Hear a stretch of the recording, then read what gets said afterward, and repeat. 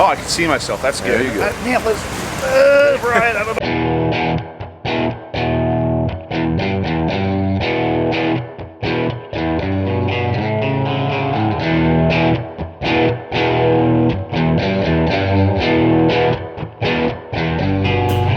Hey guys, before you watch the video, just go ahead and hit the subscribe, like the video, and leave me a comment.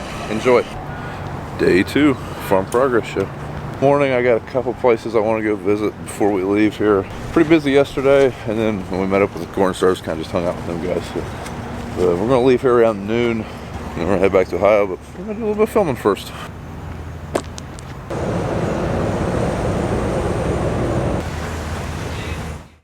Hey guys, I'm over here at the Precision Planting booth. Our John Deere planter, we do have some precision parts on it, but it's a little bit older, it's a little bit dated. It's still a ground drive planter, and one of the things we've been wanting to upgrade is to V-drives and downforce. So, sure. Clint here is going to tell us a little bit about what it would take to do that, I guess. All right. Well, it sounds as if you guys might already have a monitor that's going to gives you the capability to do that. So, if I may, it'll just probably the easiest to work from the tractor back. Okay. So our system operates off of a 12-volt battery system, right off your tractor. You power it from the tractor to the hitch, and then from the cab, we're going to run the monitor back to the hitch, and we're going to combine our power and we have a separate CAN network that's specific for precision planting. So we run a CAN and power network back. So that's the main reason why you can't just run everything through your absolutely OA yeah display. Absolutely. Gotcha. That's correct. So we run our CAN network back to a power distribution box. We might require an alternator depending on what products are involved and how big the planter is also. From the power distribution box, we then take power and CAN network out to the rows. And then we tie in from our frame into a row harness here that gives us our power and CAN network to the row. And then we bring that network into this little black box. It's got a blinking light on the other side. It's called a SRM, single row module monitoring device. It's the brains for that row. So everything, all communication from our load pins, our V-drive motors, our speed tubes, our Delta Force all come in through that brain box and funnel up to the 2020, and we're making decisions and responses based off of that information coming in. What's the delay time on that? I mean, is that pretty instantaneous? Oh yeah, absolutely instantaneous. Yeah, so a load pin's taking 200 readings per second. Okay, that's pretty quick. Yeah, Delta Force is responding to that load pin's information in about the same amount of time. Okay. So we the ability to apply up to 650 pounds of downforce if needed, or lift up to 400 pounds off that row unit to achieve a standard uniform weight on the gauge wheel. So we're driving uniform emergence. That's in downforce management. It can be a critical and is a critical part of that. So from the metering standpoint, then we've got a VSET meter here, and then with that meter, it's a 27 cell disc for corn. We have a 56 hole bean disc for singulated beans.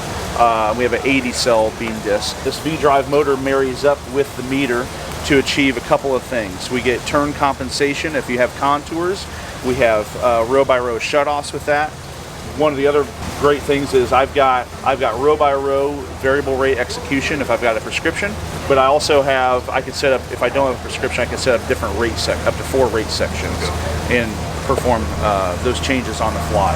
The VSET meter is the best in class when it comes to, I hate using the word, I shouldn't use the word best in class, but is the best meter on the market. It can handle any seed size, shape, anything you throw out in specialty crops, anything that you're doing. We got guys planting hemp with VSET meters and sugar beets and edible beans, and I mean the whole gamut. We've got a blank disc that if a guy throws something that we don't have, we can try to get that disc created. And then so I've got Delta Force for hydraulic downforce, VSET, and then speed tube is an option for guys if they want to kind of gain some efficiency by going a little faster without sacrificing. That's how you get the high-speed planting. Yep. So we've got a speed tube here that basically takes the seed off of the meter. There's feeder wheels that grab that seed and deliver it down into a belt, and then that belt has controlled delivery down to the furrow, and it's a dead drop. into the furrow. The main purpose of that is with a standard planer, like the planer we have, for example, it's just a hollow tube, and the theory is once you get going too fast, that seed is going to bounce, and that will eventually cause a skip and a double. Yep. So every 1/100th of a second that I delay that seed is an inch on the ground. So it's a fairly quick thing. Now, in the world of spacing, from an agronomic impact, it's not as great of an impact. But a singulated corn seed has a greater financial agronomic impact than a misplaced seed. But then we've got another thing I want to mention is clean sweep. A very simple air system that can tie in with most, if not all, floating row cleaners. There's a few caveats to that, but you know, we don't sell the row cleaners themselves, but the air system is a clean sweep compressor that can be mounted, and you just run your air lines back there, and you can have an in-cab control adjustment on the fly. We've got a number of other things. Those are probably the main highlights that might pertain to your planter right now. So it's a buildable system based on my operation. Got complete flexibility. Okay. So up to this point, with all the products that I've mentioned, with Delta Force V Drive, even our liquid control products, Clean Sweep's independent to the monitor. The Gen 2 is perfectly sufficient. Good. All right. Well, but yeah. I appreciate. Do you have any questions I can try to answer, Brian? Or hopefully I did a decent job. I think that pretty much covers everything. All right. Well, I appreciate it. Hey, no problem, Brian. Appreciate it. Thanks for talking with me. There, get some ice. This is behind the scenes. How much mud we got here? A little bit muddy, as you can see. And just walking around. Got to find the kids a souvenir, so head into the case bug and see what we can find. We're gonna go to the Atco building too. Might even make it to the deer one.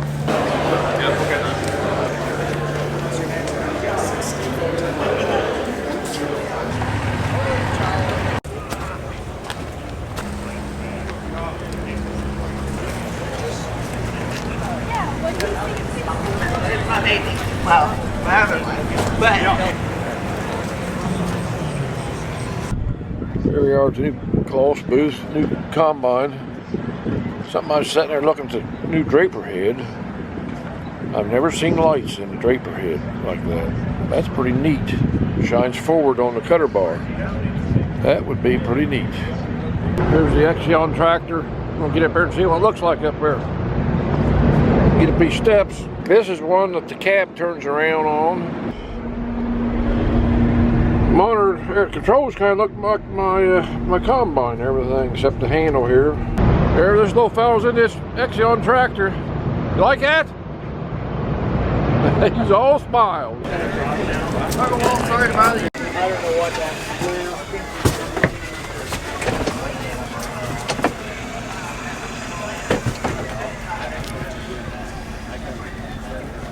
Checking out this Closs half track. I don't know what you call it, half track. It's got a track on the back of it, wheels on the front of it, but it's a pretty beefy looking tractor. I don't know what the horsepower rating on it is, but this is pretty interesting. These are starting to gain a lot of popularity in North America. It looks like a pretty interesting tractor. From what you can tell, this is a European tractor. It still has an ashtray. You don't see that much anymore. Pretty cool tractor. I mean, the combine has been the big draw to the booth, but it's pretty interesting too. Man, can you tell I've been wearing sunglasses? Whew. Yeah, this thing's pretty neat. I think this was introduced this year. I'm not 100% sure, but I've never seen one before. So get out and keep walking around. One thing I discovered was there's a whole nother row outside of the gate. I haven't went down. Dad was talking about the Oxbow sprayer. I never seen it, and I walked every row yesterday. It's because it's outside of the gate. So head down here, take a look, talk with these guys. I don't know if Andrew, the guy that brought our Oxbow down, the demo, I don't know if he'll be here or not, but check out what their booth looks like. I didn't I've never seen one.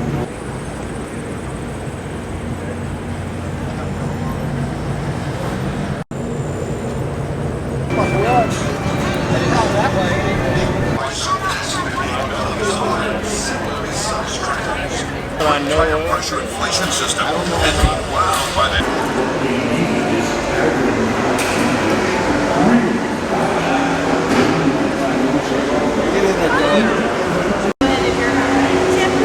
Hey guys, I was over here at the AGCO booth and I bumped into Farmer Meg's. She's got a great Twitter and Instagram profile, so check her out on that. You're on any other social medias, or is it? Mainly just Twitter, Instagram, and Facebook as Farmer Megs. And yeah, just want to say I know it's been a challenging growing season for most producers, and I want to say good luck with harvest, and hopefully we can get through it before the frost comes. So. Yeah, perfect. Good seeing you. Yeah, you too.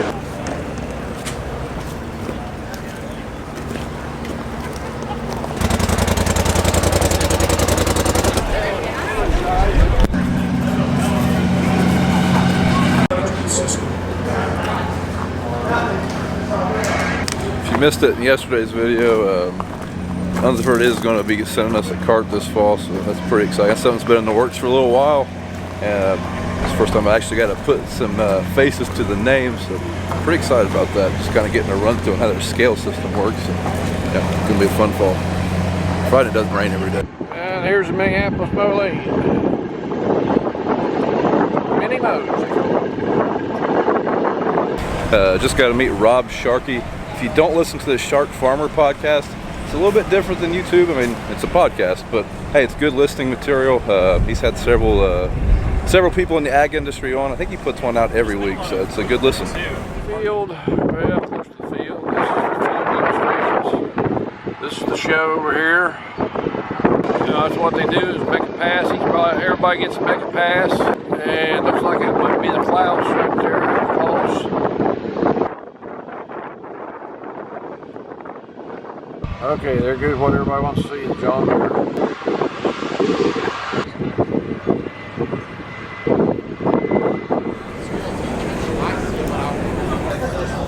That's the issue right there.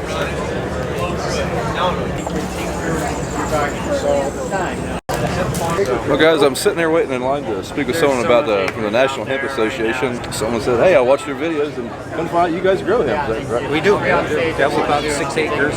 We're in Illinois, and it's our first time growing. Good.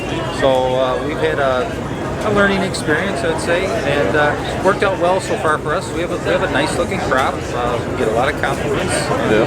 So I'm happy about that. So I guess we're not to the end of the road yet. We're harvested and the money's in the bank. When do you harvest them? I mean, this is something I have no knowledge on. So. We thought we'd be a little bit earlier in September, October, and it's going to look toward the end of October. Okay. So does the frost kill it then, or I mean, does it just run its life cycle then? Conflicting stories. Okay. I would assume it would hurt it, but they're saying no. Okay. Time will tell, and we're going to learn. So whether it does or not. I know. I mean, just from outside looking in, like one thing I know, me and my dad always like, man, if we grew that, we'd have every kid from the high school driving their truck to the middle of our field at night, thinking they're going to go get hired as a kite. I mean, yeah, anything like that, or anybody stop and say something? We do have a few people. It's not on our home farm. It's at his farm where he's at, and it's right along the road. We've got it signed, no trespassing, camera security. Nothing on this farm is worth your life. But we still get people stopping, and that's a good part because it's opened up a lot of conversation. Yeah, good opportunity. Other growers. So everybody I talk to, I put them on my list, and we got a good rapport of growers going. So hopefully we're going to be forming a good net community of. Is there a lot of good information is what we're going to learn out of this. Is there a local market in that area? Or yes, there is. There's a lab that's real close to within 10 miles of us. And what we're looking for, the processing part, the part about the harvesting is where everybody's trying to get through. I know you talk to different manufacturers and they've all got a different theory on how to harvest and stuff. And it seems like it's so new. It seems like there's a lot of information out there just trying to sift through what's actually going to work. Maybe hand harvesting is what we originally were going to look at, was doing the hand harvesting, but now 6 acres is grown into a lot of biomass. Yeah. So with our old dairy barn that we're going to use to dry it in, now that's not going to be big enough. Now we're looking at a mechanical harvest with a chopper, and then grinding it, and then taking it to a drying facility to get the oil out of it. Right. It'll dry it, and then taking it to an extraction facility to then press and get the oil out. Okay. So it's very expensive though too. Dollar seed. We went to 13,500 seeds we started at. So, and you said 70% now is what we got left. So you've had some, just like corn, you get a dud, and they're not all good. Right. They're not all 100%. So I'm nervous, but yet more excited than harvesting corn or soybeans in our area this year. Totally something new, and yeah, it gives us a little more hope. But if you're really down on the way the crop in our area looks this year, this is something that, okay, yeah, this is what we got ready to go forward. Well, let me know in the comments of the videos. I'm curious to see how this goes along for you. I mean, I think my email's in all the video descriptions. Oh yeah, I'd love to hear progress. Yeah, definitely send you something. Well, thanks. Yeah, great. Thanks talking to you. Hey guys, I'm here with Alex from the National Hemp Association, and he's going to answer a few questions I had personally as a potential producer of this of hemp. I guess one of the main things I wonder is what's the growing process of hemp? I mean, when do you plant it? Is it a warm weather crop, or is it like dry, or I mean water? I don't know anything about it. Yeah, so. A lot of variables with hemp. A lot of it depends upon what type of hemp that you're going to grow. Are you growing a fiber crop, a seed crop, or are you growing a oil crop for CBD extraction, for example, or cannabinoid value? Okay. Are you going to be growing it in what parts of the country? Are you growing it indoor, or are you growing it outdoor? If you're growing it indoor, you're having to deal with manipulating the light environment because cannabis plant is a light sensitive plant. So you need to keep it in long day, meaning 18 hours ideally for daytime for vegetative growth, and then reduce that light to 12 hours or below for flowering growth. So if you're naturally growing outdoors, you're going to be doing that in spring through fall, where you're taking the natural light cycle to go ahead and harvest out that plant. There are also things that exist such as auto-flowering varieties, which means that the time upon which they flower is not dependent upon the light sensitivity, but is programmed into the genetic. So to answer your question, it's kind of all of the above, and it's going to have to depend upon the specific conditions that grower chooses to introduce into their environment. One thing that worries me as a grower, like if I'm on the fence about maybe jumping into this, is like instability and regulation. I mean, it seems like you're always hearing about different regulations. I mean, it seems like it could be different state to state, and there's national regulations. So is that something you see kind of coming up fairly often, or is it starting to be more stable in that area? Or? Yeah, so I think there's a lot of stability now at the federal level that we know what hemp is, and it's 0.3% THC or below. I think there's still a lot of variability to how states are necessarily enforcing testing and harvest rules like that. We're expecting both the USDA to come in, which will rectify some of those situations and make a federal standard for how the states should be treating that. Okay. And then next step would be having likely the FDA come in to specifically be regulating CBD or cannabinoid content in products and in value. Okay. The crop is produced. What happens to that crop after that? Like what markets are those going towards? I see on the wall you guys have some clothes, cardboard, wood. It looks like wood. I mean, a little bit everything. Well, so it's all of everything, and that's the great thing about the hemp plant is that it's so versatile that it can be used as almost any type of product you can imagine. It's used in textiles and in fiber, so we've got hemp jackets behind us, we've got hemp rope behind us, we've got hempcrete behind us, we've got all kinds of different hemp products that are all coming from the fiber or the seed of the product. We've got hemp milks here and hemp creamers, we've got shelled hemp hearts, we've got hemp moisturizers and hemp teas and hemp chews for your pets, as well as CBD products and other cannabinoid-oriented oil extracted products. As a producer, though, I'm taking this to a processing facility, and then they're selling these companies obviously the stuff they would need to produce these things. Exactly. So right now in the marketplace, the majority of supply is going into the creation of cannabinoid rich biomass, because that biomass is worth a lot more. That means that's exclusively flower. You're not creating any seed. There is also a seed market and a fiber market. Those markets are much less available to the average farmer.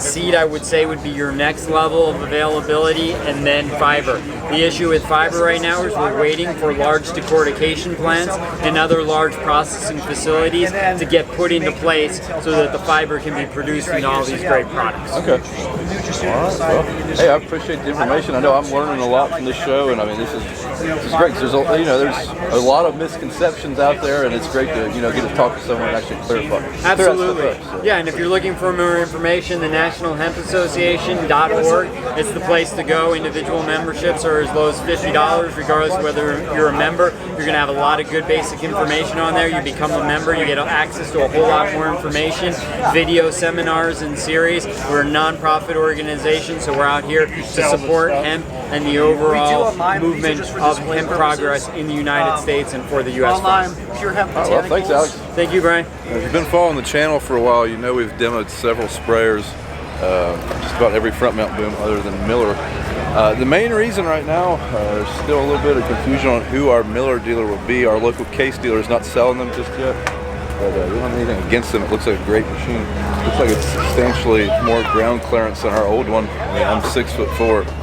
This thing is tall. I was talking with one of the case guys.